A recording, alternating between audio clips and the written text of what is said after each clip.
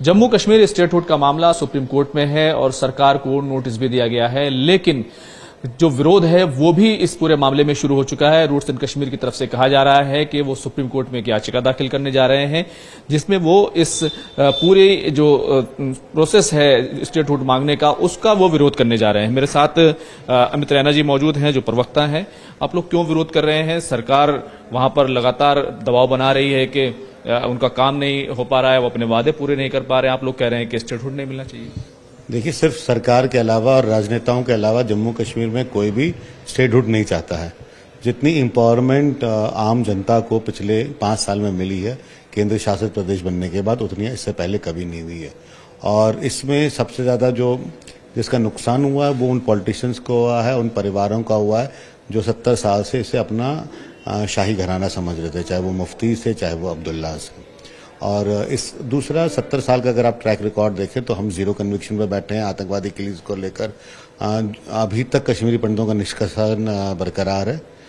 जो positive side में अगर हम देखेंगे, 35 साल का जो आतंकवाद था, जो अलगाववाद था, उसको पिछले 5 साल में काफी काबू में ले लिया गया है। लेकिन अगर देखें तो सरला भट्ट का मामला हो या फिर यासीन मलिक का मामला हो, जो कई ऐसी जो चीजें हैं उनको सरकार ने कहीं ना कहीं उन पर कार्रवाई की है, कार्रवाई करने का प्रयास किया है। देखिए, उस पर लेकर अभी भी नाराजगी है एडमिनिस्ट्रेशन के साथ लेकर।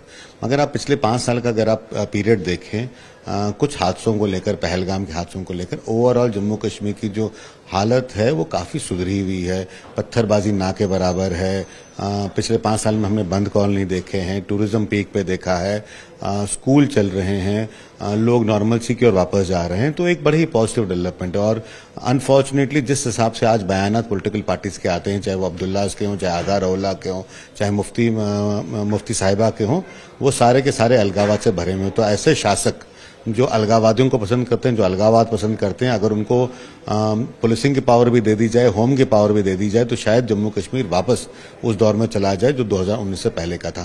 तो अभी स्थिति नहीं है कि जम्मू कश्मीर की, और मुझे लगता है कि जम्मू कश्मीर में जिस हिसाब से पॉलिटिकल पार्टीज हैं उसमें कभी ऐसी स्थिति नहीं आएगी कि उन्हें एक पूर्ण राज्य का दर्जा दिया जाना चाहिए, यूनियन टेरिटरी। सरकार ने तो सुप्रीम कोर्ट में कहा कि हमारी स्टेट गवर्नमेंट के साथ डिलिब्रेशन चल रही है, उनसे बातचीत हो रही है और सही वक्त पर उनको हम स्टेटहुड दे देंगे। देखिए, 2019 में गृह मंत्री ने पार्लियामेंट में कहा कि समय आने पर जम्मू कश्मीर को स्टेट दे दिया जाएगा।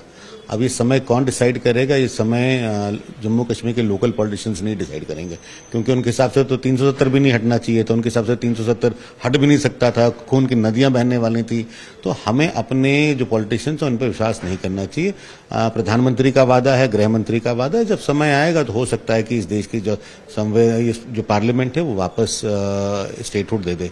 हमें ये नहीं भूलना चाहिए कि स्टेट रीऑर्गेनाइजेशन का जो पावर है वो आर्टिकल 3 में पार्लियामेंट के पास है, और अगर पार्लियामेंट को लगता है कि अब समय आ गया जम्मू कश्मीर को वापस स्टेटहुड देने का, तो देंगे। उससे पहले देने का मतलब कह रहे हैं कि सरकार की तरफ से बार बार जो दलील दी जा रही है कि जमीनी स्थिति को देखना जरूरी है, लॉ एंड ऑर्डर सिचुएशन को देखना जरूरी है, पहलगाम जिस तरीके से हो गया था उन तमाम चीजों को देखना जरूरी है। नहीं, बिल्कुल देखना जरूरी है। देखिए, अब आज की लॉ एंड ऑर्डर सिचुएशन आज अगर आपके कंट्रोल में है तो इसलिए कंट्रोल में क्योंकि आपकी पॉलिटिकल इंटरफेरेंस बिल्कुल जीरो के बराबर है। आपके जो पॉलिटिशियंस जो ISI फंडेड हैं उनका आज पुलिस पे से नहीं है, इसलिए जम्मू कश्मीर पुलिस और दूसरी सुरक्षा बल ठीक से काम कर पा रहे हैं। नहीं तो अगर वापस वही नेपोटिज्म वापस आता है, वही पॉलिटिशियन वापस आता है जो अलगाववादियों को ज्यादा पसंद करता है, तो जम्मू कश्मीर के हालात बदलने में समय नहीं लगेगा।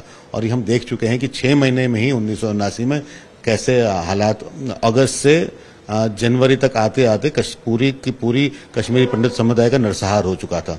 तो फूक फूक का कदम रखना पड़ेगा, और जब तक समय बिल्कुल सही नहीं होता है तब तक किसी भी हालत में जम्मू कश्मीर को वापस स्टेटहुड नहीं देना चाहिए। बहुत बहुत शुक्रिया बात करने के लिए। कैमरामैन हरीश के साथ खुर्रम शहजाद, न्यूज़ 18 दिल्ली।